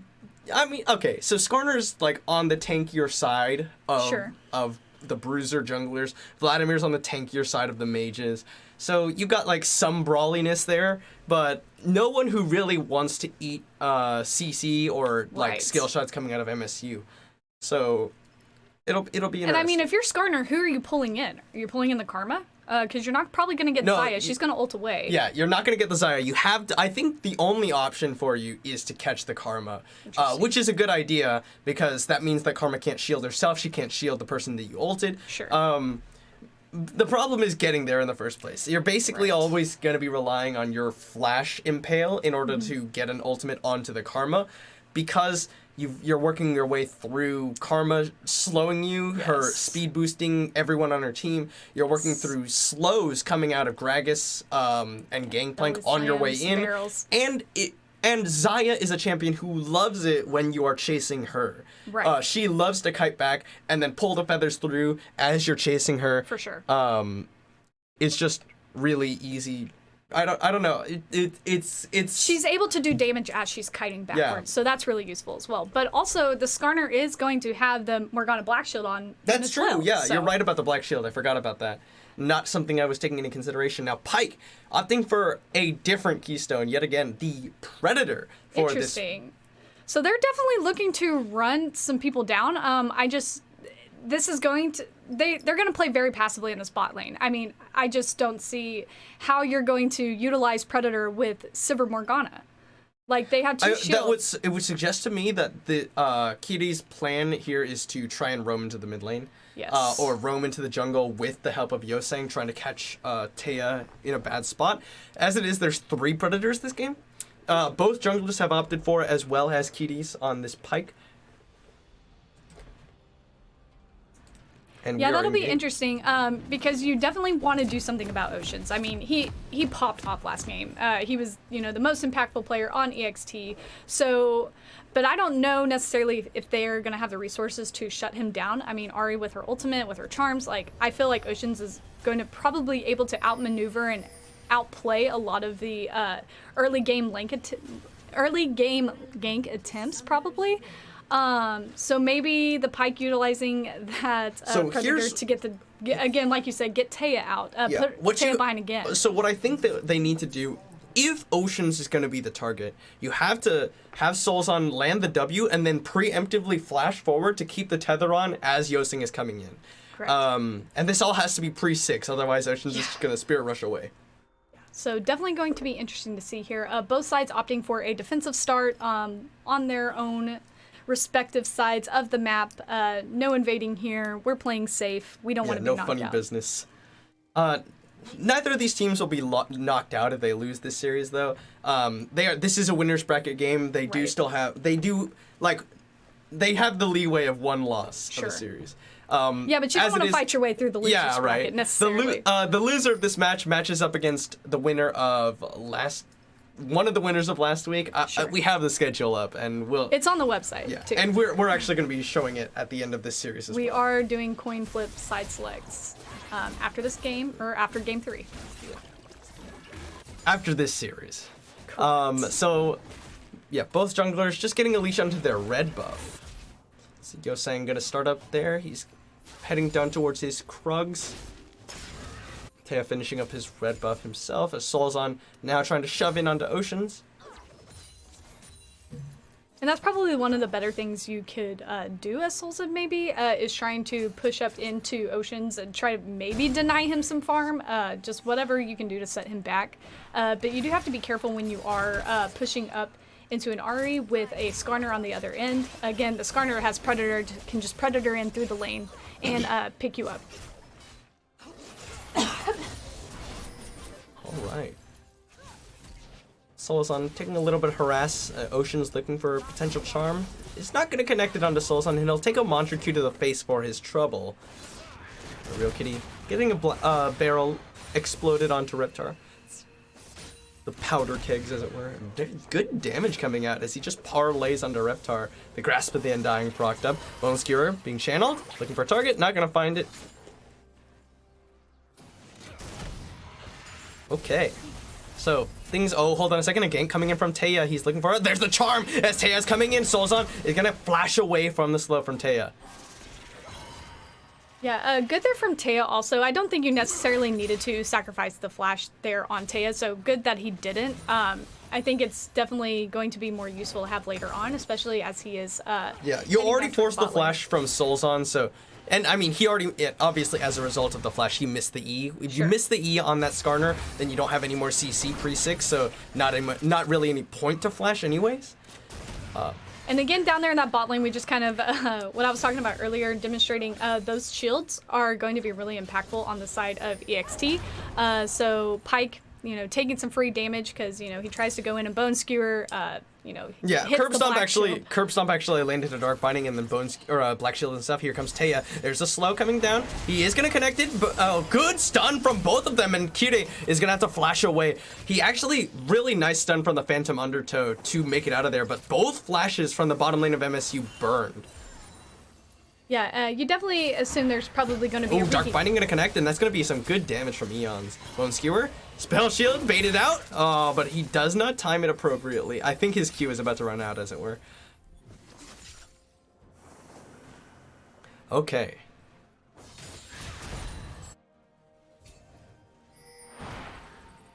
Oh, wow, that landed? It's good damage coming out onto Murica, but there's a Bone Skewer onto Eons into the minion wave, so he'll trade back a little bit, but Murica very low. No summoners, no heal, no flash. Gotta be very dangerous for the bottom lane for MSU. There's another Powder Keg connecting onto Reptar. Real Kitty just really playing this lane very nicely. Just keep on throwing out those parlays.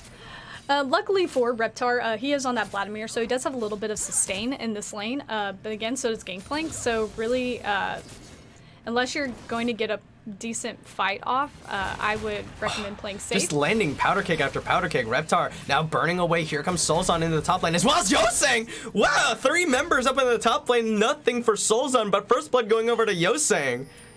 Yeah, definitely just Reptar being a little bit outclassed against a Real Kitty here. But again, the help from Yosang in the jungle. Ooh, Kitty needs to be careful here. Oh, Phantom Undertow to dodge away from the Dark Binding. I think he did spot out that they were in there at the last second. Curb Stomp gonna just land a little bit of harass damage onto this Pike. A really good ward by Oceans, getting it over here into the bot side near Raptors on the side of MSU. So he's going to see any potential Gragas if he's tapping to his Raptors. Yeah. All right, yeah, but Yosang hanging around in the bottom side. They're just going to try and push out in the bottom lane for MSU. Missed that last minion, but it doesn't matter a whole lot. What do you mean? Perfect farm? I mean, he didn't have perfect farm at this point, for sure.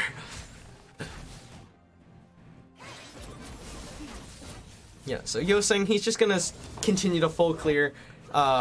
He's going to be spotted out here fairly soon by this ward, so they will have an idea of where he is on the side of EXT. Yeah, really good ward on the side of Oceans. And Karma just, using all of her mana, just trying to poke at the Ahri and keep up with the wave and keep up with farm. Going to have to back here.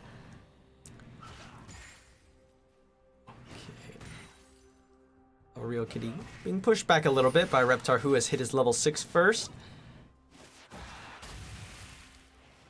Tides of Blood just very threatening. Reptar looking Powder Keg, gonna connect. Not a whole lot of damage compared to before, now that he's got that Kindle gem in his back pocket. A little bit of extra healing. Oh, they actually spotted out Taya looking for an invade. As Yosang gonna take away his own Gromp. He's gonna drag it over to the barrel. Oh, and it's smited away. Yosang does secure it. Now Taya not gonna land this slow. Yeah. Good on Taya and them to just back out after that miss on the slow there. I think they could. I mean, yeah, they didn't need to back out there. They did have the numbers advantage with Curb Stomp on the roam up, as well as superior positioning for Oceans over Solzon. But yeah, good of them to leave. There's really nothing to be done there. Oh, good denial on the barrel, but he's gonna get the oh, he shot the wrong one.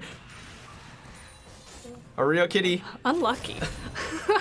No, he made the active choice to cue that wrong one. What is he doing? Oh well. It's not gonna. He's not losing a whole lot for it. There's a Mantra Q onto Oceans, but the charm connects onto Solzon. He's gonna look for the tether. Actually, some good damage onto Oceans there.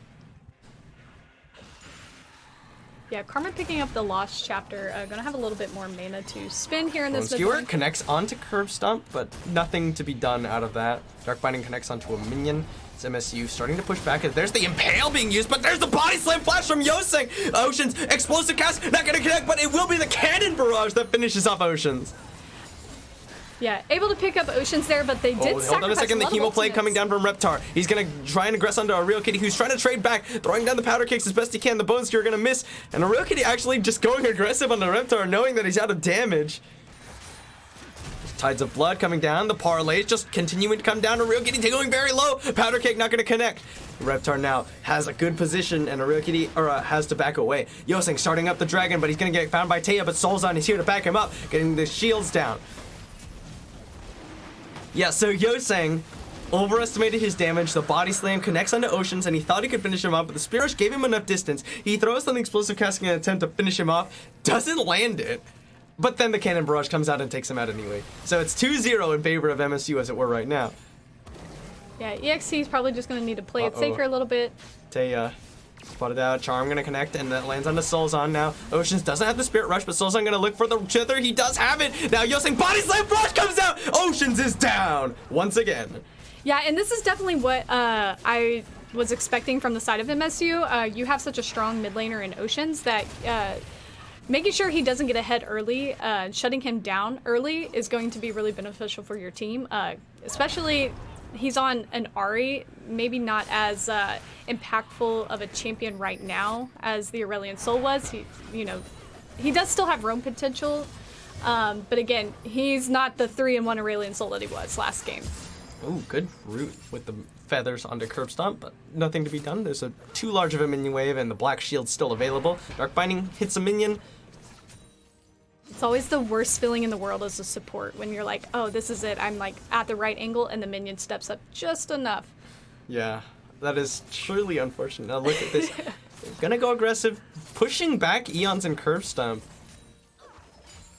See the W proc from Murica. They back away, playing it safe. They don't know. Well, I mean, they might have an idea where the members of them are, but Yoseng soloing out the Rift Herald.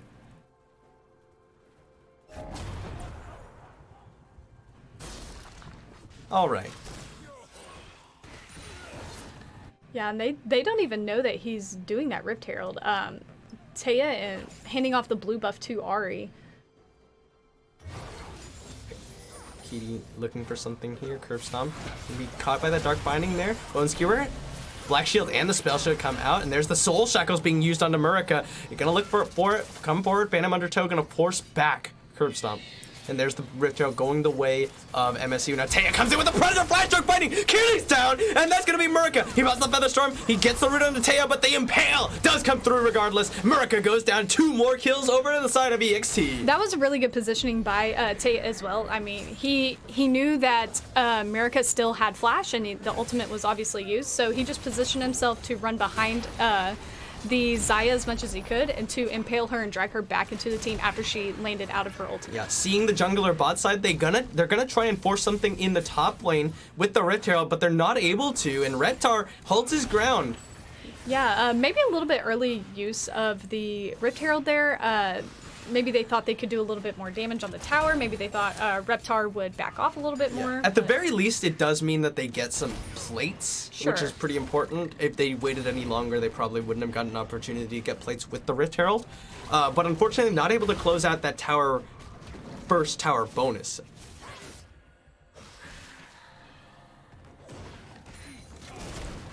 Too early. And there we go. Reptar gonna throw down the Hemoplague and all in onto Ario Kitty. Throws on the Sanguine Pool as well as the Tides of Blood. Here's the Cannon Barrage, but he's taking so much damage. And here's Taya, the Blue Smite. He's already used it. Here's the Body Slam. He gets the Explosive Cast into the tower. Taya's down. Reptar is here. The Teleport coming in. He's gonna look for Ario Kitty, but it's a double kill to the Gangplank. And MSU 5-2. Yeah, Reptar didn't feel like he could escape there, so I understand the flash forward to try to take out a real kitty, but the shields from the Karma are just too strong. And then the binding land, or the tether land, stuns him up then. Yeah, really nice. A real kitty. He holds on to that remove scurvy. He uses it at the very last second to survive, baits them in long enough. Yoseng flies in with the body slam. Explosive casts Taya into the tower, and while he's flying through the air, he just goes down. First tower bonus going over to MSU. And we kind of see ourselves in the same position with EXT as it was last game. Just the opposite side of the story is that Ocean is, strong right now. So EXT was down, like up to 3,000 gold at one point in this early gonna game. use the Soul Shackles thrown down by Curb Stomp. Murica gonna break the tether, nicely getting out of there. Oh, close on that one. Boom! Death run below. Kiri executes Curb Stomp.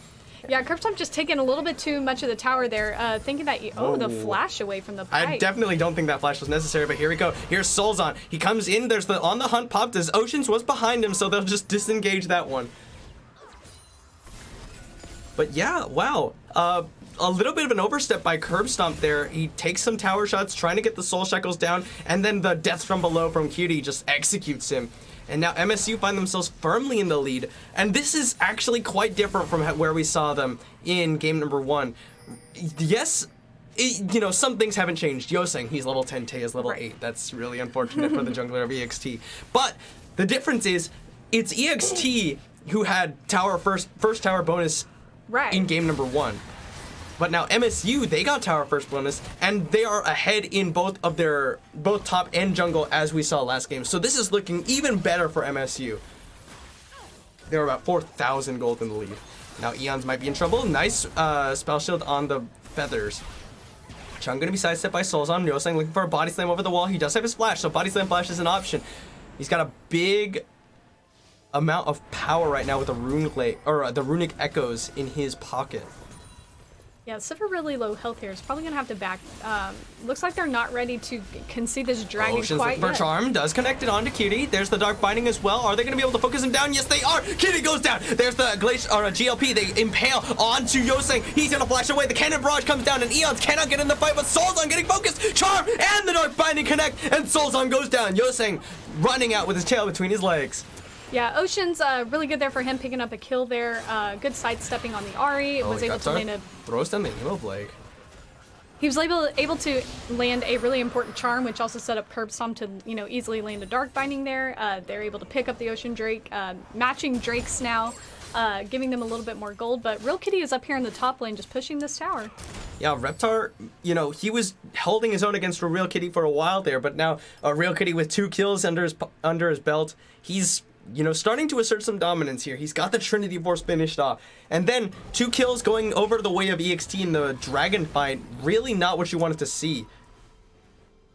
Yeah, giving EXT a little bit of leeway here in this early mid game, giving them a little bit more gold. Taya just going to start clearing his wolves. And yeah, he started the blue buff. I think Ocean's just like, no, leave it. It's mine. I want it.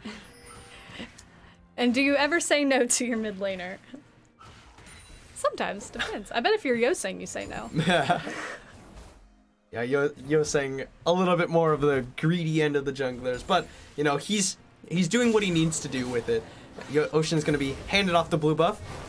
Now looking for him. Kitty finds Curb Stomp, and that's gonna be Eons here as well. Dark Binding goes wide, looking for the tether, but the Black Shield will disengage. The Monster Q not gonna find anybody. 4 members strong for EXT in the mid lane. There's the barrel coming out. Taya taking a good chunk of damage. The Dark Binding catches on to Yoseng into the charm. The Bone Skewer not going to find a target. Yoseng needs to get out of there. The Explosive Cast, not enough to save him. Shutdown goes over to Oceans as he Spirit Rushes forward. There's the Phantom Undertow. And Dark Binding lands onto Soulzon into another charm. A beautiful catch by Curb Stomp of EXT. Yeah, and like we were saying, a little bit on the greedy end of the jungler side. Yoseng just overstepping his welcome a little there. You really have to respect the Morgana Binding and the Ahri charm there. Instead, he was... really adamant of picking up that ward. Yeah, Curb Stomp has really been just making the picks for his team, setting them up for success.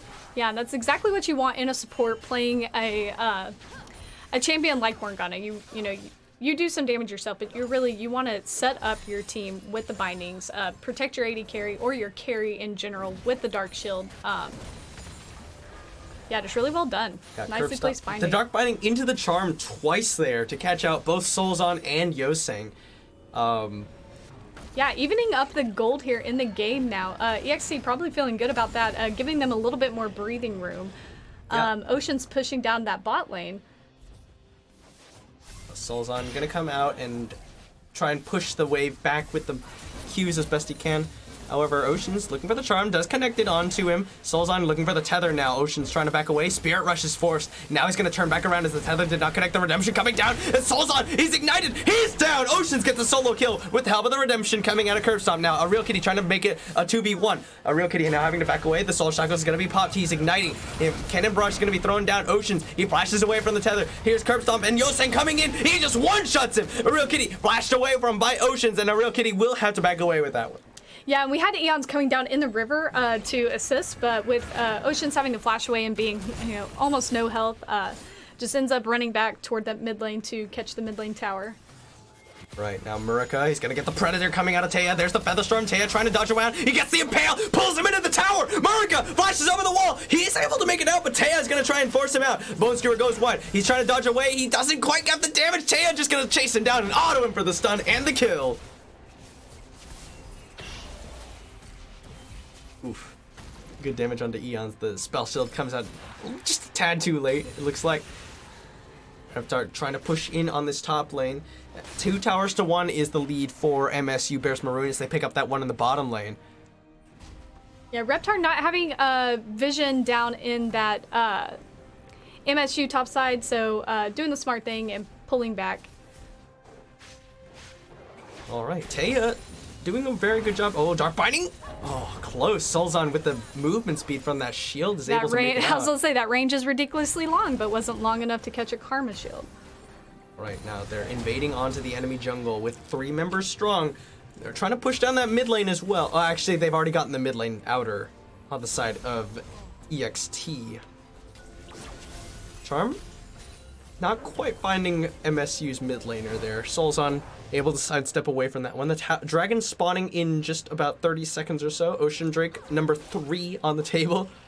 Yeah, EXT positioned here to pick this one up. Depending on how quickly they can take it down, shouldn't be no issue, but we do have 3 from MSU rotating over. Yeah, you've got Yoseng on his way in. There's the Ocean Drake spawning now. Kitty forced away by Oceans, but the charm is now down for the next few seconds. Starting it up, Taya trying to clear out some control wards in the meanwhile. Taking a decent chunk of damage, he gets the Black Shield, so Curb Stomp does not have that tool available. Dark Binding over the wall, onto Yoseng, and they will secure the Ocean Drake. The Explosive Cast goes out just to knock Taya into the redemption. Reptar coming around from behind. The Cannon Barrage was invested as well in case they wanted to go for that fight, but they did not. And it will be an EXT Dragon. And they actually didn't have vision on the side of EXT. They didn't have vision behind that dragon brush or that dragon wall. So a little bit of a scary situation there with the Gragas. You know, could have flash bellied in, used the casket, and probably stolen that dragon away. Did not end up utilizing those resources though. Yeah, a good binding from Curb Stomp doesn't allow him to get in either over the wall. Here we go. Kitty gonna find Curb Stomp here. Dark Binding gonna connect. The Bone Skewer not even gonna find its target either. Oh, here we go. Body Slam comes out. Curb Stomp taking a good chunk of damage. Gets the Black Shield out. Yoseng doesn't have the Explosive Cast, so doesn't want to all in on that one. Eons now having to... Oh, he fails his flash over the wall! But Dark Binding gonna connect, and he's gonna turn around some damage. The Monster Key comes out onto Eons. Body Slam flash. Yoseng gets the kill. They impale him, but it's not enough to save the 80 carry, and Yoseng gonna go down to the tower as he drops it with the stopwatch. Here we go. Here comes Reptar with the teleport in. Now they take him down. A Bone Skewer lands on the Oceans, but he's just gonna turn around, trying to get in on Akiri. Solzon looking for the charm, looking for the tether. He's gonna get broken. The charm is available. He's gonna look for Solzon. He just takes him down. Oceans on a rampage as EXT win the fight. 2 for 1. Yeah, and as the Pyke, I don't think the Ahri is the person you're wanting to Bone Skewer in. She wants to dash forward and get close to your team, so you kind of just help her do binding. that. Good QSS comes out from Murica. Yeah, definitely good on Murica to pay that QSS tax as well. There's just so many. Yeah, whenever the enemy has a suppression on their team, I think the QSS is a very, especially the targeted ones like Skarner and Malzahar. Yes.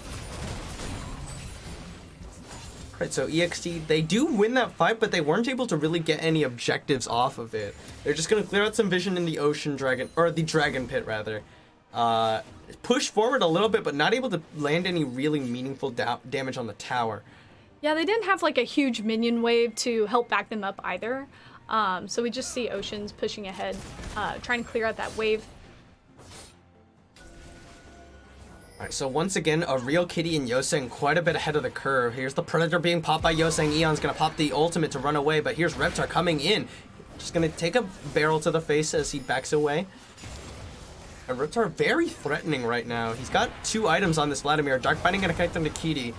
He's gonna have to run away as the tower does go down in favor of EXT. Taya from behind gets the impale, and Kiri, Phantom Undertow from over there. The redemption gonna come down. It's not gonna be enough to finish him off. Now here we go. Ocean's going forward. The Dark Binding connects onto him. There's the Orb Deception. He did not land the charm, and MSU will survive. But a lot of very low health bars and the tower going over in favor of EXT. And there's the cannon barrage. They're going to try and re-engage the fight. They do still have the explosive cask and the body slam. There's the recall being channeled from Oceans. He flashes away from the Phantom Undertow, and Kitty going very low. Gets the shield. Here's the explosive cask. Flash forward. Yoseng goes down as Eon flashes for the auto. In the back line is Taya. He's doing enough damage, and he does successfully secure the kill on Kitty as well. Yeah, a really good flash Black shield onto Taya. It does get broken, and there's the Dark Binding flashed away from by MSU. Mantra Q comes out. Not enough damage coming out from this Karma mid lane with how far behind she is once again. Yeah, just the Ludens on the Karma. Definitely not going to be doing the damage you want her to do. So she's definitely kind of, again, your supporting mid laner right now. Not going to be able to put out the damage. Like, we don't expect Karma to do a lot of damage as a mid laner. Yeah, right, even as a mid laner because of the supporting nature of her kit. But the problem is she's so far behind that she's not even doing the damage we expect her to be doing. Yeah, down in levels, down in CS significantly. But again, maybe just... She's going to need to pick up resources somewhere, but it's hard to justify picking up any of those resources when you have Yoseng and America on your team. And a real Kitty. Right. All of these champions need the resources themselves, so you kind of subject yourself to that very supportive mid laner role, and, you know, a Mantra shield goes a long way. Bone Skewer connects on the curb stomp. He's gonna be slowed up. The Black Shield had been exposed. Oh, Taya zooming in with the Predator and the Righteous Glory, just abducts Solzon into the enemy team. And that's gonna be EXT picking off the mid laner again. Yeah. And now they're starting up, or they're moving towards that Baron. Yeah, and another kill on this Sivir. You know, really strong AD carry pick right now in the meta, so she's just gonna be able to go back, spend that gold wisely. She's continuing to get stronger. Ari's continuing to get stronger. You really need a little bit more time for the GP to pick up. Zaya's behind as well. He's hit 3 items. He's, you know, he's probably about as strong, like, in terms of damage, sure. He's gonna get more. But as far as, like, relative strength, he's probably hitting his peak about now. Maybe one more item. But, you know, he's by no means like the early game, I can't do anything gangplank. The problem is the team really can't do anything. There's just too many tools available for the side of EXT. And Curve Stomp has been landing some really good Dark Bindings, just stopping them from doing what they want to do, as well as enabling his team to pick off members of MSU. Yeah, the side of EXT definitely liking that pick kind of composition, picking a lot of champions with the ability to change CC. And it's worked out for them. I mean, they won game 1 with it after a very stressful back and forth. We have MSU posturing around the Baron. Just gonna be a vision battle. Alright, Ocean's looking for a charm, not gonna find it. MSU trying to secure vision around the Baron as they sent a real Kitty into the top lane to try and get that pushed out, but he's in a very interesting spot here, but he knows he's got Yoseng on the way in. Reptar gonna get slowed up, throws on the Hemoplague, he pops the Predator. Here comes Yoseng, he's running in. Reptar gonna get Cannon Barrage, Body Slam, nice stopwatch, and now here comes Taya, Explosive Cast and Disengage.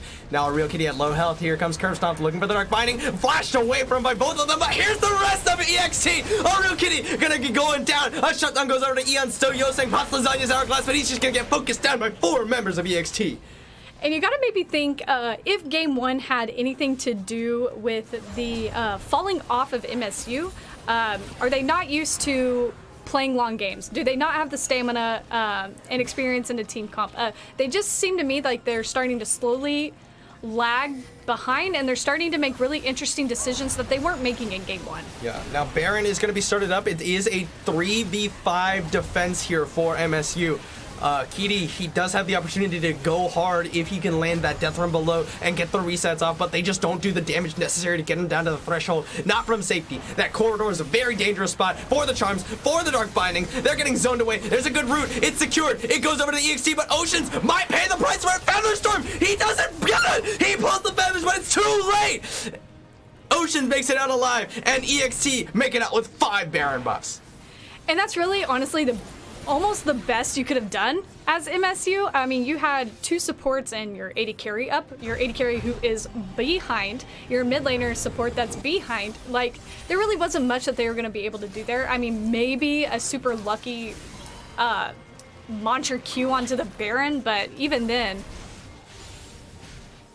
Yeah, and this is just, at this point, oh no! That is the worst possible situation Solzon could have found himself in. Impaled into the tower, but he makes it out. He flashes away. Kitty covering his escape. The black shield. Taya gonna try and chase him down with the black shield, but he's not gonna be able to, so Solzon just gonna have to flash away. It's at the exchange of his, oh, Taya actually flashed after him.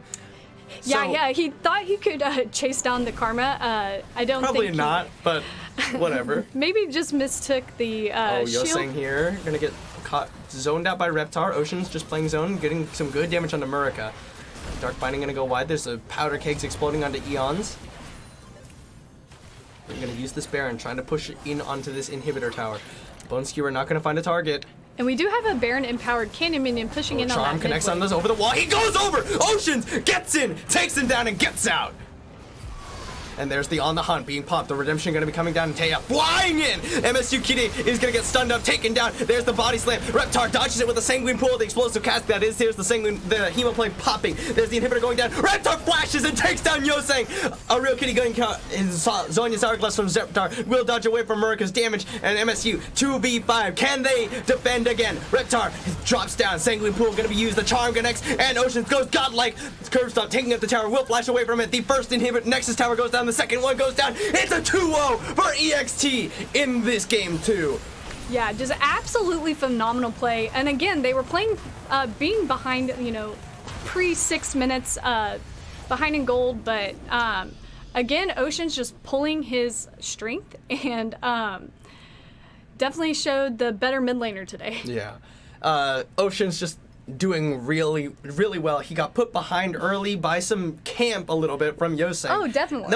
It was a really good strategy for the side of MSU, but unfortunately, just weren't quite able to pull it out. Right, definitely. I mean, and like, what do you do as MSU? I mean, you have this powerhouse of a mid laner who's, picking all these champions basically to outplay you. Like, that's what Oceans wanted to do. He wanted to outplay his opponent, and I mean, it was just the skill difference was noticeable. But again, Yoseng, really good, strong in the jungle. I mean, pulled his weight, really kept MSU in both of these games. So again, kudos to him. Yeah, he's the one who got them the leads to start with. So, we got to keep an eye on that jungler. But sure. In any case, that will be EXT taking the 2-0 over MSU. Yep. So with that, we do know our matchups. Well, 3 of our 4 matchups for the next 2 weeks. It will be next weekend. We will have the Saucy Summoners versus Return of the Middlesticks. Yep. And the Piltover Pokes will play up against MSU Bears Maroon. Yes. And then next week we'll see the Poo Poo Crew play up against EXT to see who is the winners bracket finalist. Mm-hmm. In any case, we do need to do one thing before we go, yes. which is determine the side selection for next week. So we have our schedule here. We can fill in the blanks, like we said. Sure. MSU Bears Maroon, as the loser of match 8, will match up against the Peltor Pokes next week, and we do have Return of the Middlesticks matching up against the Saucy Summoners. Mm-hmm. So, let me see. Need to do I'll take notes. Okay, you got it. I'll put it in GR staff. Sure. Okay, so our first coin flip will be for the Saucy Summoners versus Return of the Middlesticks. On a heads, I'm saying it right now. On a heads, Saucy Summoners will get side selection in game number 1. On a tails, Return of the Middlesticks will have side selection. So here we go. Good. You can see it. It's gonna be... I like this coin flip in Google, by the way. Heads! So it will be the Saucy Summoners versus Return of the Middlesticks. Saucy Summoners versus Rodham. And then... Saucy Summoners with side selection, game 1. On the left is always side selection, game 1. Yep. So... The second will be the Piltover Pokes versus the MSU Bears Maroon. So heads, Piltover Pokes. Tails is MSU Bears Maroon. We'll go for it. And it is going to be a tails. So MSU will have side selection in game number 1 up against... gosh, what did I just say? Piltover Pokes. Yes, thank you. Go Pokes. MSU versus OSU. Excellent. All right. Yay, we have the 2 college teams going at it. I'm really excited because OSU is my alma mater. So we will see next week which of the 2 university teams comes out on top, as well as... OSU for sure. Yeah. And then next week we will see who is the winners bracket finalist. Will it be the Poo Poo Crew or will it be EXT? We'll see. All right. Maybe so, EXT give them a run for their money. That's going to be it for us tonight. Thank you all for so much for watching. Please tune in tomorrow for Platinum Capped. It will be the matchup Bingo Squad 2 versus the Sensei Squad and Razzle Dazzle versus Tortellini Ordnance, as well as the coin flips to determine side selection for the 14th. Thank you all for watching, and we'll see you next time. Thanks, guys. See you tomorrow.